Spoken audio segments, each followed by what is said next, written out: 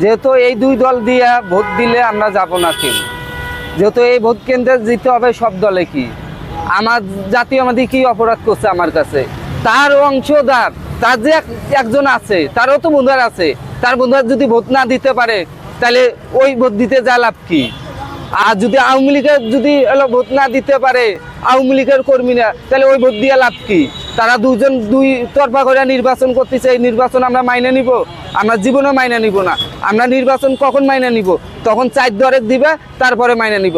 আজকে নির্বাচন কেন্দ্রে যদি যান, আপনি যদি ধানের ছিঁড়ে ভোট দেন তাহলে আপনি গুলি খাইতে হবে, শিবিরেরা গুলি করবে।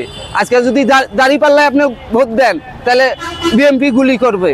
তাই আমাদের কোনো নিরাপত্তা আছে?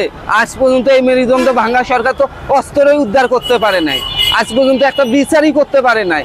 এই সরকার দিয়ে আমরা ভরসা করতে পারি নাকি? যদি এই সরকার আওতায় বাদ দিয়ে তত্ত্বাবধায়ক সরকার দিয়ে তত্ত্বাবধায়ক সরকার 4 দল আর রাজনীতিকভাবে আছে, এই 4 দলে কি নির্বাচনে অংশগ্রহণ করা? আর 4 দলে যদি থাকে রাজপথে সেনাবাহিনী, পুলিশ, এদের দায়িত্ব দেওয়া হোক, এরা আমাদের নিরাপত্তা দিবে।